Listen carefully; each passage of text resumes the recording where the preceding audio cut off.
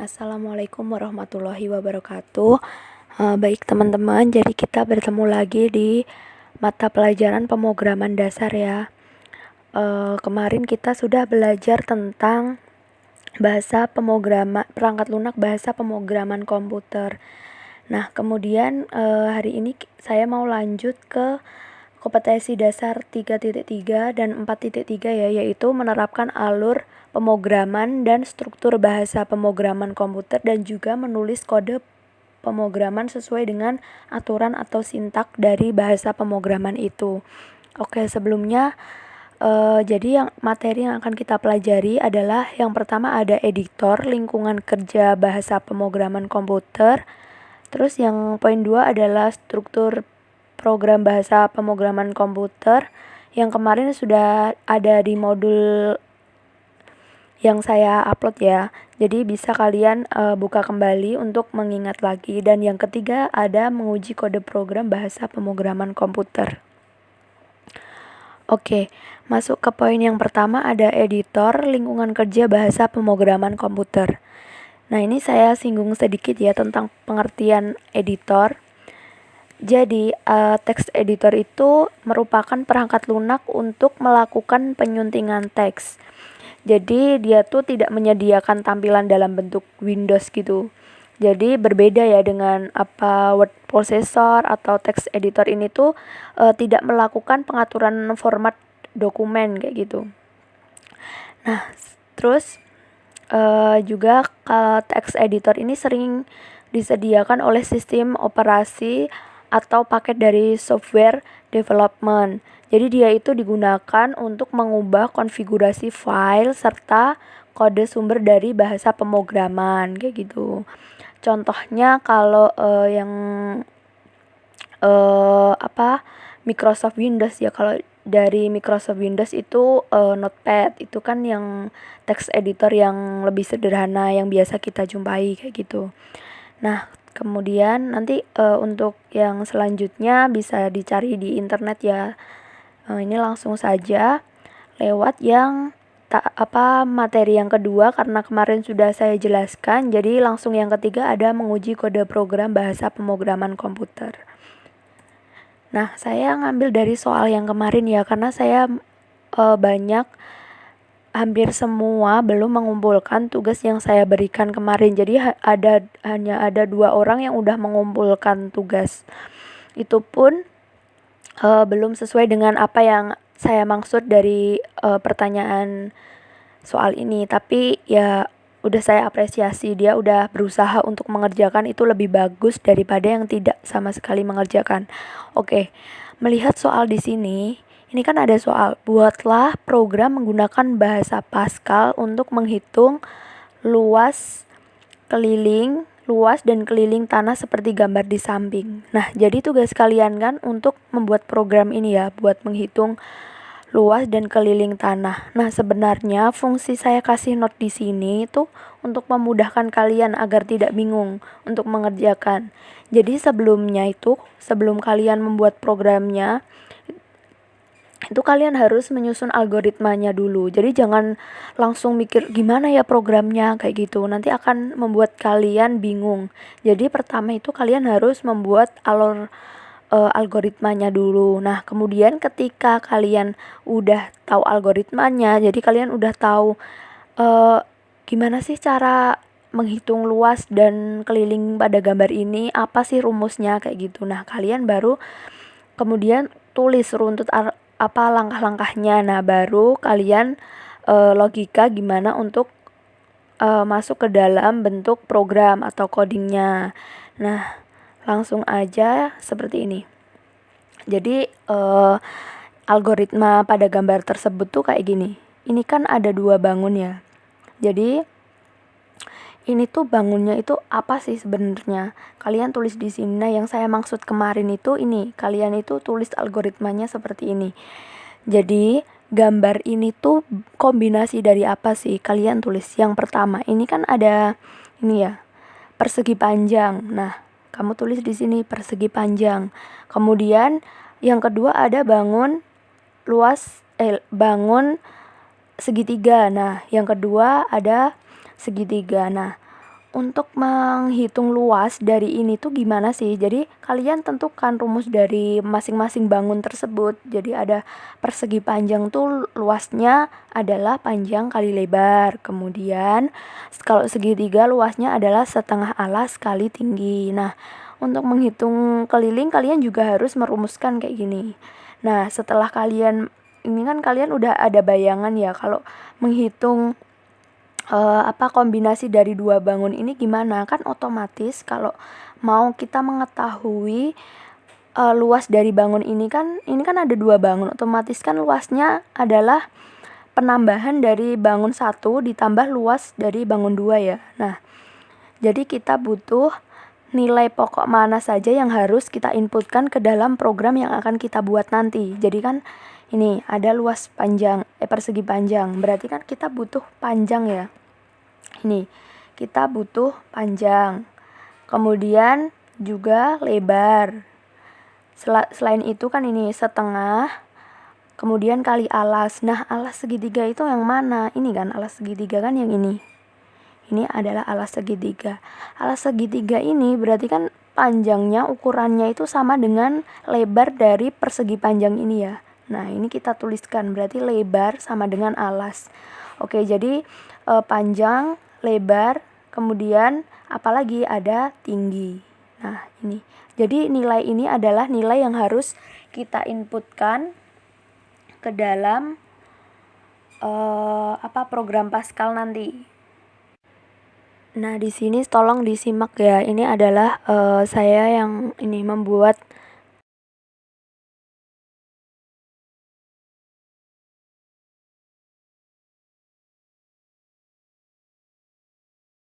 alur programnya. Jadi pertama kita tulis program, kemudian judulnya ada hitung luas dan keliling.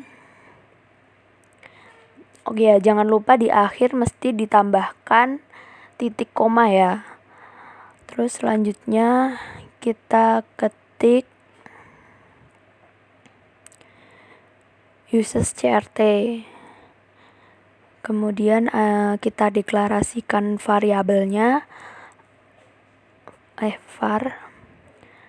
Kemudian ada L atau lebar, panjang. Terus apalagi tadi tinggi.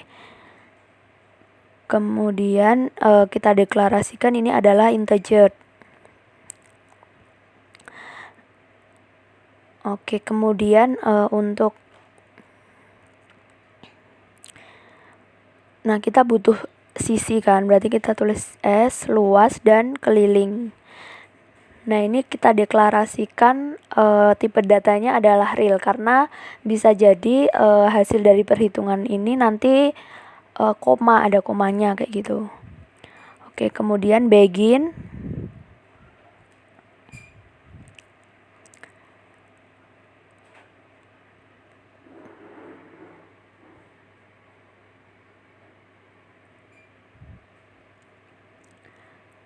Lalu write. Ini adalah nilai input untuk menulis nilai input yang nanti dibutuhkan. Jadi masukkan nilai panjang.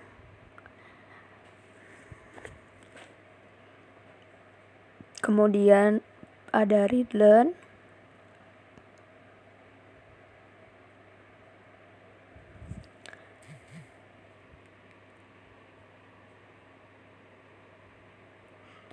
Nah, kemudian write.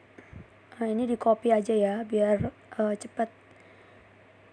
Kita ke edit, lalu copy. Nah, klik di sini. Oke, lalu paste. Nah, kita tinggal ganti satu lagi ya, tadi ada tinggi, untuk yang tinggi. Paste. Oke. Nah, panjang ini diganti dengan lebar. Kemudian readline-nya L. Terus yang terakhir ada tinggi.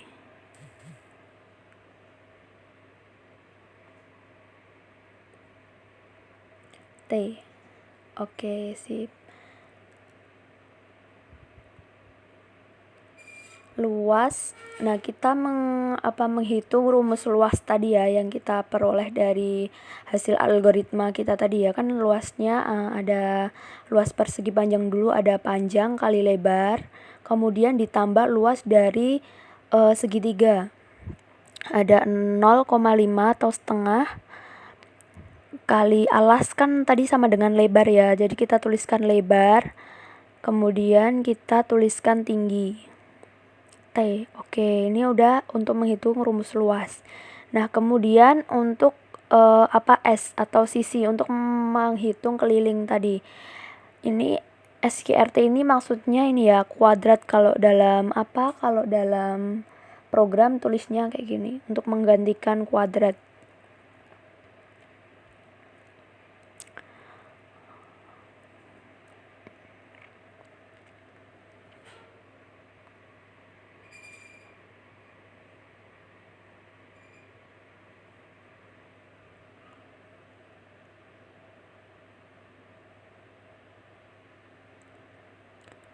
Oke, kemudian untuk rumus keliling, rumusnya berarti kan kita butuh 2 kali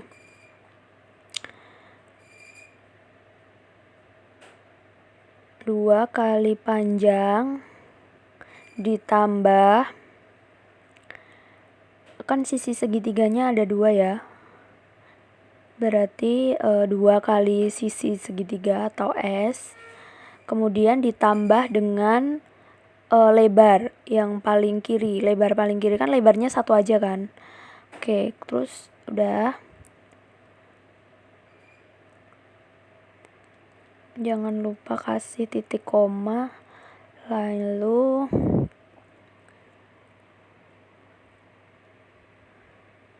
kita return atau untuk menampilkan hasilnya.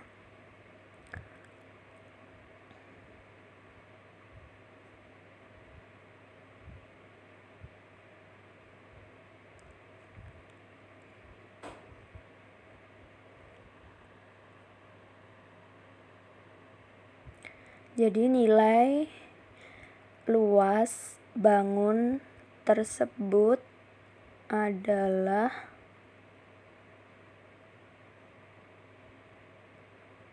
atau sama dengan nih, koma luas. Nah, ini untuk memanggil rumus dari luas itu. Terus kita kasih 0,2. 2 ini tujuannya biar nanti hasilnya itu ada 2 koma di belakang kayak gitu. Oke, kemudian ini kita copy lagi, terus kita copy, kita paste. Nah, ini kita tinggal merubah luasnya menjadi keliling dulu. Nah, kemudian tulis yang terakhir ada readline, terus N. Setelah N ada titik, jangan lupa. Oke, kemudian kita run, save dulu. Misal coba 1 udah ya. Coba 3 dot pas. Oke.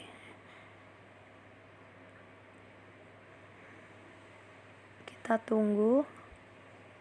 Nah, ini nanti akan ini. Nah, kita coba masukkan misal panjang 10, lebar 5, tinggi misal 4. Nah, langsung muncul hasil seperti ini.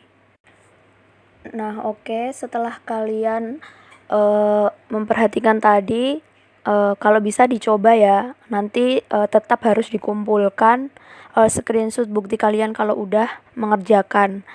Nah, ini selanjutnya kalian berkelompok, satu kelas dibagi menjadi 3 kelompok. Nah, kemudian menganalisis fungsi dari penulisan program. Waktunya 20 menit aja ya, nanti bisa dipraktekkan. Jadi ini arti dari program ini apa, fungsi dari program apa, terus ini hitung luas tinggi ini sama dengan apa, ini kan judul. Nah misal judul, nah ini judul harus ditulis bagaimana kayak gitu. Terus ini ada uses CRT itu fungsinya buat apa, kemudian var itu apa, nah kayak gitu seterusnya. Kalian tulis bersama kelompok kalian, terus nanti di akhir pelajaran ini dipresentasikan. Jadi kalian harus ada pembagian. Misalnya si A, kamu ngerjain bagian ini ya, kamu ngerjain bagian ini ya. Lah nanti hasil dari yang kalian kerjakan itu dipresentasikan, satu orang harus mempresentasikan. Jadi semua wajib mempresentasikan. Kayak gitu ya. Oke, selanjutnya untuk pertemuan ke depan akan dibahas terkait tipe data, variabel, konstanta, dan operator. Nah, sekian penjelasan untuk materi KD 3.3 dan 4.3. Mohon maaf apabila dalam penyampaian tidak berkenan atau membingungkan. Semoga materi yang saya sampaikan bisa bermanfaat. Tetap semangat dalam belajarnya. Akhir kata, wassalamualaikum warahmatullahi wabarakatuh.